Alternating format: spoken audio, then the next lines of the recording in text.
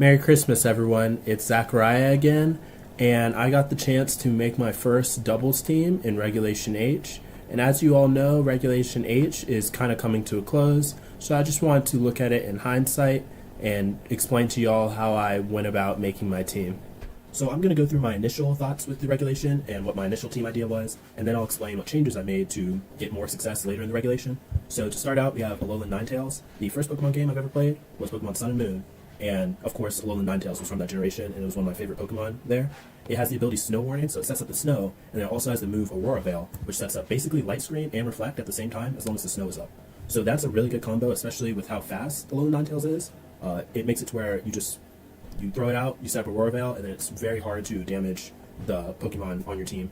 I also gave it Icy Wind to get spread damage, but also slow down the other team, and then Dazzling Gleam to just have some fairy spread damage.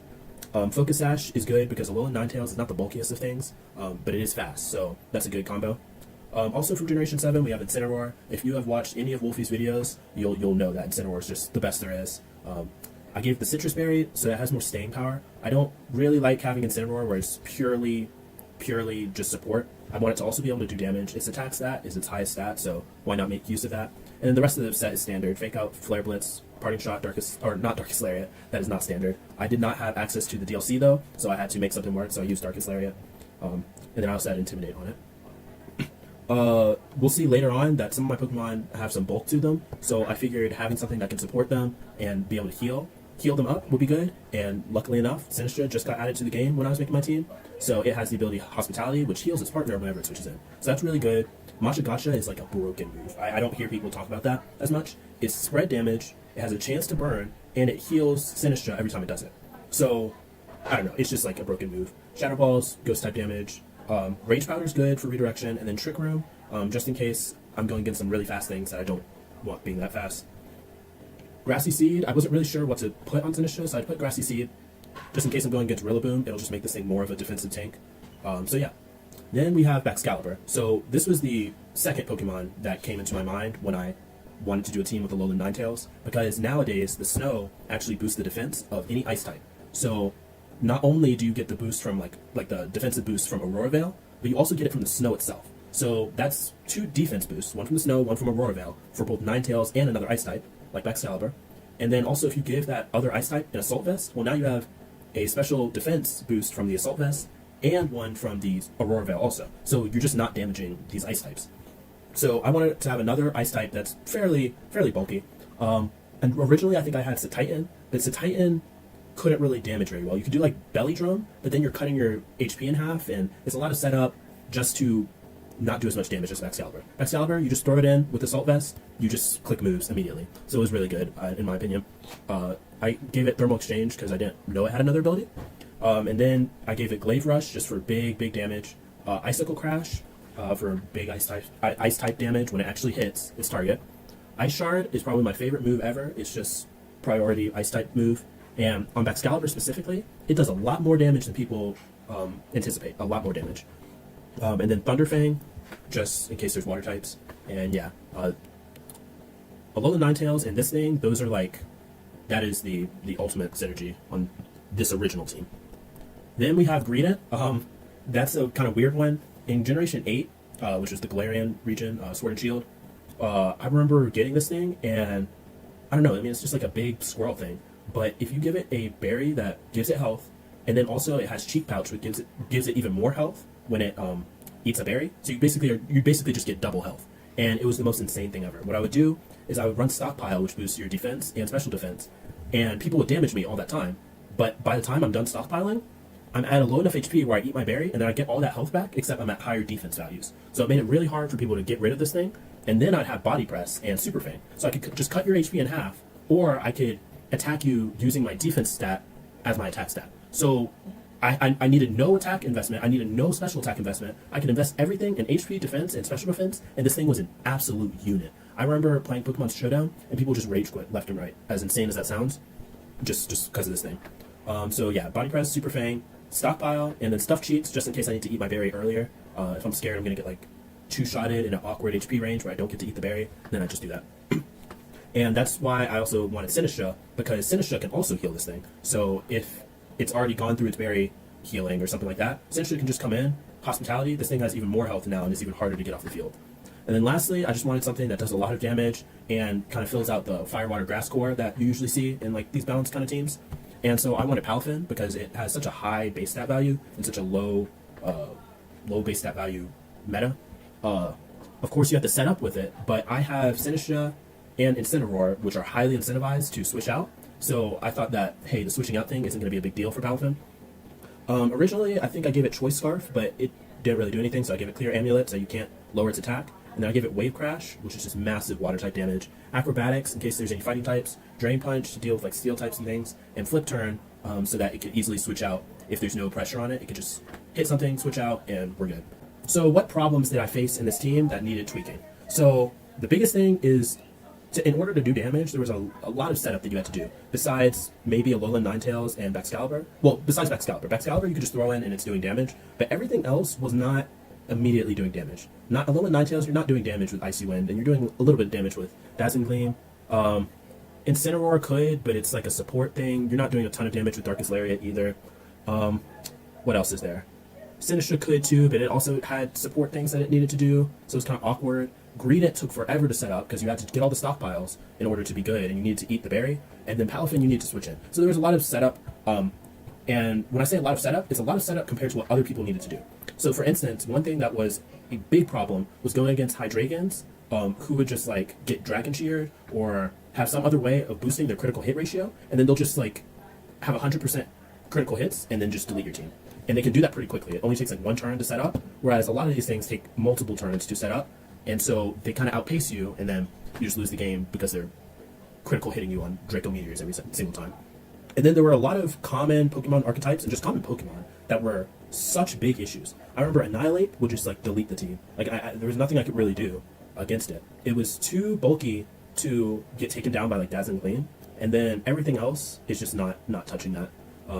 Fighting type damage destroys Greedent, destroys Baxcalibur, Rage Fist destroys Sinistra. Yeah, and it would just heal up, and then Rage Fist is like, you're not surviving that. So that was an issue. Sneasler was an issue because it's very fast. Like I said, fighting type damage, not great into this team. So that was an issue as well. Also, Dire Claw just ruins Alolan Ninetales. You'll be trying to set up Aurora Veil, and you'll get put to sleep and be on 1 HP.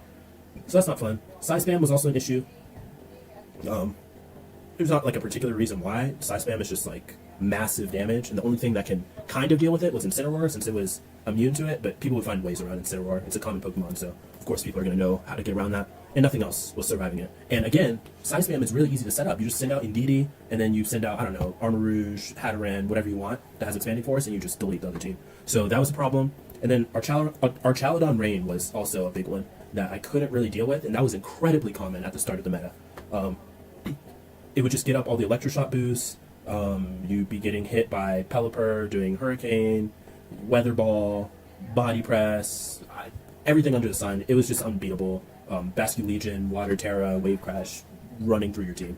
So yeah, those were all issues for this team. And then even once I got used to some of these matchups, what I realized is I was never ever bringing Palafin. So that's something also to watch out for. If you're not bringing a Pokemon, then there's probably a different Pokemon that could synergize better with your team. So based off these issues, what changes did I make to my team? And I made a number of them. Of course, I'm still keeping the Alolan Ninetales and Baxcalibur kind of core idea that I wanted with the team.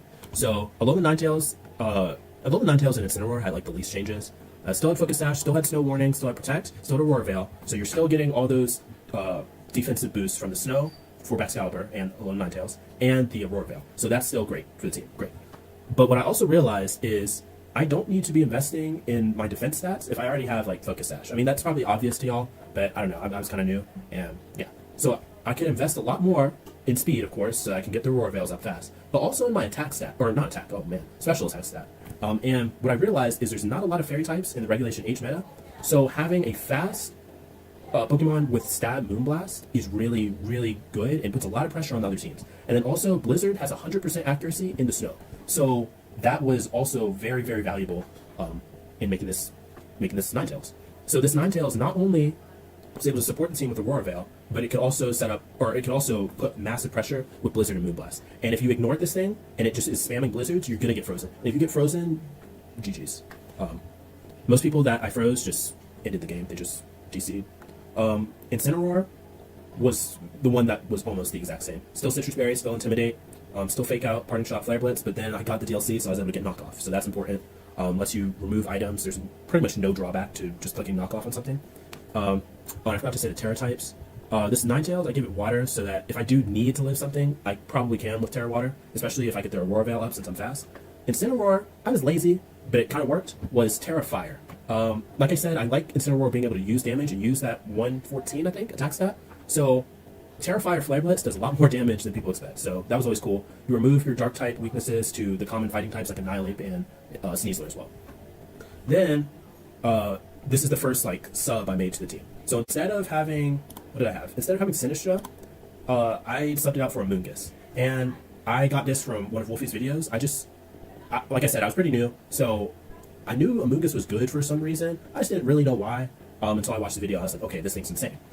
It's an insane tank, and then Spore being 100% accurate, I didn't realize that for a while. I remember playing against like Smeargulls in Generation 7, and they used Spore, and I go to sleep. I was like, dang, that's lucky. I thought it was like the powder moves that have like abysmal accuracy, but nope, this is 100% accurate. So this thing was really good into Trick Room teams, because if you set up Trick Room, now I'm going first with 100% accurate sleeps, you're losing the game.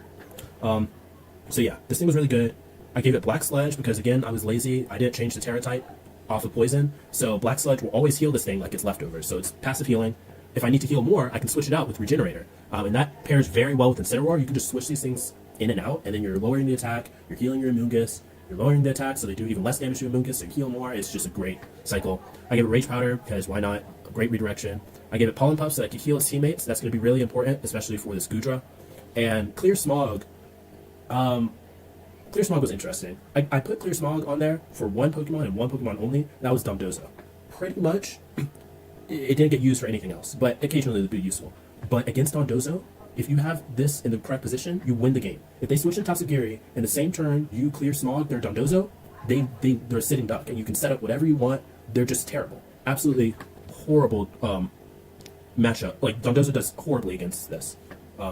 If you do it right, if you set it up right. Then we still have Baxcalibur. It's almost the exact same also with Assault Vest, Glaive Rush, Icicle Crash, Ice Shard, and Thunderfang. You're not really damaging this thing, and it kind of messes with people's damage calculations because you're expecting Ice types to go down to most things. It's a bad defensive type, actually. It's bad. But with the Hail, with the Snow, with the Aurora Veil, you're surviving a lot of things with the Assault Vest too. And then I realized it had the hidden ability Ice Body. And what that does is if you're in the snow, you get passive healing. So that's even more passive healing for my team. And yeah, it was just better to have Ice Body than Thermal Exchange. Thermal Exchange never really came up. I think it came up once ever for me. And then Hisui and Goodra. This was the biggest change to the team, and this Pokemon was like the MVP of the team. Oh my, I felt like people slept on this Pokemon. This thing ended so many games for me. This thing 1v4 one game for me. It's absolutely insane. So one of the problems I had, right, was the Hydreigon critical hit spamming, right? So I was trying to come up with a Pokemon that can get around that, and I wanted to get rid of Greedent because it just wasn't doing enough. And then I came across this thing. So it has high base stats, has an extremely high special defense stat, just like the other Goodra. But what I realized is you could throw all your EVs into HP and defense. And then you also have your signature move, Shelter, which boosts your defense more. So you could be a really, really, really bulky tank thing. You could boost that up more with Shelter, and then you body press, and the body press hits like a truck. Like, people are not surviving this body press. Plus 4, plus 2, whatever. You're not really surviving this. And then also, I could give it Flash Cannon and Dragon Pulse, and because this thing has such high staying power, I can just sit there forever spamming Dragon Pulse and Flash Cannon. And unless you have some massive attack to be able to take this thing down, you're not doing anything to it, and you're just going to get taken down eventually by Dragon Pulse and Flash Cannon if I can't hit you with Body Press. So this thing was just the MVP. It has Shell Armor, so you couldn't critical hit it, and that was the big thing about the matchup into Hydreigon. Just today, I was going against someone who had the Hydreigon team, where she would use, what would she use? She would use Dragon Pulse with Dragon Cheer to boost the critical hit ratio of the Hydreigon, and then this Hydreigon was spamming Draco Meteor, right? It was spamming it into Hisui and Goodra, thinking that you're going to get the critical hit and it's going to bypass all my defense boosts. You can't critical hit it, so I keep all my boosts, and you better have something that can legitimately take this thing down without a critical hit, or you're just not doing it. Then it also gets leftovers. I gave it leftovers, so it's healing passively too. So the longer you leave this thing on the field, the worse it is for you, and the more damage it's just going to be doing. It just literally sits there, doesn't faint, and just distributes damage to everything else. So I know I've talked a while about this now, but this thing was the MVP. And with Amoonguss, you can just heal it more. It works really well against Trick Room things. It's fine against not Trick Room too, because it's just so tanky. You're not removing this thing, even if it's slow. It doesn't really matter. So this thing was the biggest change and has definitely given me the most success compared to the last team. Not to mention also Aurora Veil. You add Aurora Veil onto the defense boost. I already explained. Like, this thing was so hard for people to get rid of. And the other thing is Rillaboom is very common. It sets up the grassy terrain. Now this thing is healing double. And same with Amoonguss. If you set up grassy terrain, Amoonguss and Goodra can be on the field getting double passive healing. So Hisuian Goodra and Amoonguss together were just insane. It was like, I don't know. I don't know basketball people. I was about to say Shaq and Kobe, but I don't know if they were on the same team. Anyway, the last Pokemon was actually the Mightiest Mark for Alligator from the, what was it called? From the event that happened, the Terra Raid event. And what I realized is this thing can pretty much check anything else that the rest of the team cannot. So, for instance, Size Spam was a big issue. I give this thing Terra Dark, which it had in the event. I become immune to Expanding Force, and then Sheer Force, Life Orb, Crunch takes out whatever was about to Expanding Force your team. So it pretty much solved the rest of the issues I had in the team. Also, Psychic Fangs was very good against other Alolan Ninetales teams because it just removes your Aurora Veil. And you might be like, oh, but Sheer Force makes it to where you don't have extra effects or moves. For some reason, Psychic Fangs destroying like barriers, that's just not counted. So it still does that, which is really good. The Psychic Fangs also destroys Sneasler, it destroys Annihilate, and people are not expecting it. I'm telling you, people only probably expect Liquidation and Life Orb from this thing. They're not expecting Terra Dark Crunch or Psychic Fangs, and that will just win you games. Or won me games. So yeah, so common matchups that I had to deal with in Regulation H with this team. So Size Spam was one of them. If I saw an Indeedee and anything that looks like it could carry Expanding Force, what I'm leading is Alolan Ninetales and for Alligator. And what that does is it gets them to think, oh, it's safe to go for Expanding Force. But then what I do is I switch out Alolan Ninetales for Incineroar. Incineroar doesn't take damage from Expanding Force because it's a Dark type. And then I Terra Dark the Feraligatr, so it's not taking any damage from Expanding Force either. And then Terra Dark, Life Orb, Sheer Force, Crunch deletes whatever was going to go for Expanding Force. Armarouge, Hatterene even sometimes, you're gone. So yeah, that's how I deal with that. Our Chaladon Rain matchups were carried by Amoonguss, Hisuian Goodra, and Alolan Ninetales. And all the Alolan Ninetales was there for is to do the Weather War thing with Pelipper and set up Aurora Veil. That's it. That's all I need you for. Occasionally, I'll have our Chaladon low enough where it can get Moonblasted, but that really didn't come up. Mostly, what it was is just making Amoonguss and Hisuian Goodra just absolute units that could not be removed by the enemy. And then you just spam Spore and Pollen Puff with Amoonguss. So Spore to put the other people to sleep, and Pollen Puff to heal Hisuian Goodra, who, like I said, is an absolute tank. Both of these things are passive healing, and then what you do is you spam Shelter also, so you're not taking physical damage. And then once you're ready, you body press our Chaladon and you knock it out in one hit. And the reason why that's important is if you are hitting our Chaladon multiple times, it's getting stamina boost. So that makes it to where you're doing less damage to it each time, and also it makes it to where its body press is actually getting stronger. So you don't want to touch our Chaladon until you can one shot it. And that's what I did with Hisuian Goodra, and it worked very well. Electroshot is something to be scared of, not scared of, but watch out for, because I forgot to mention, but Hisuian Goodra that I had, it was Terra Flying. So if you Terra Flying because you're scared of body press, but then it goes for Electroshot, that's pretty bad. Luckily, Goodra is known for having a massive special defense stat, so much so that I actually didn't invest in it. I invested all in its defense, and so it's not taking that much special damage either. Hydreigon critical hit spamming. Like I touched on earlier, Hisuian Goodra is just a hard counter to that. I felt bad for the person that was playing today because they Dragon Sheared their Hydreigon, got it set up so that always critical hits, and then they're spamming Draco Meteors into Hisuian Goodra, and I know they're just on the other side of their screen like, is my game glitching? Like, why is it not critical hitting? Well, Hisuian Goodra has Shell Armor. You're not getting a critical hit on me, I'm sorry. And then I just delete your Hydreigon with Body Press, +6 Body Press, or Dragon Pulse, so it's a great combo.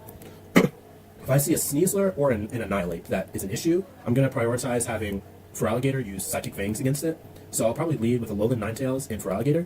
And if it's Annihilate, well, now Annihilate is very pressured by Moonblast and Psychic Fangs. But a lot of Ninetales that I've seen don't carry Moonblast, so they might not know that I have Moonblast. And people don't know about Feraligatr having Psychic Fangs. So what I can do is just double into Annihilate with Moonblast and Psychic Fangs, and your Annihilate's gone. And that is great, because just like our Chaladon, you don't want to be hitting Annihilate 8 different times, because now you have a Rage Fist that could one-shot your whole team, so you don't want to do that.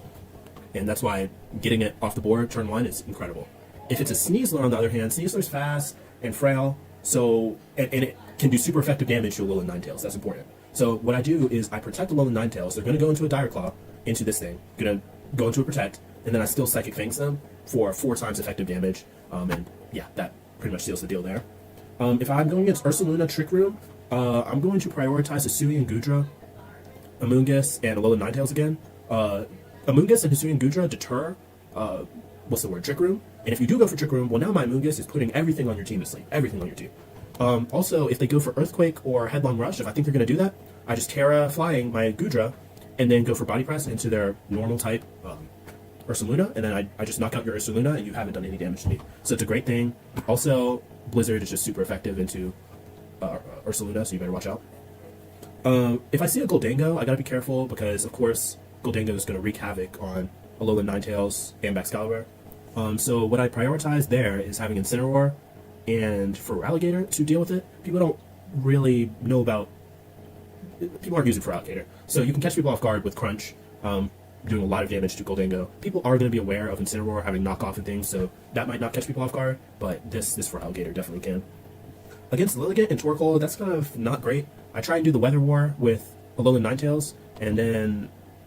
What do I even do? Like, I try and have Incineroar, I guess, and Zettafire on Incineroar, so that it's not getting one-shotted by Lilligant, and it's also lowering Lilligant's damage output. It also takes advantage of the sun if I can't remove the sun for some reason. So there's that. Yeah, Lilligant Torkoal is not fun for me to go against, but I can deal with it. Tyranitar and Excadrill is one that's a bit easier, but also not.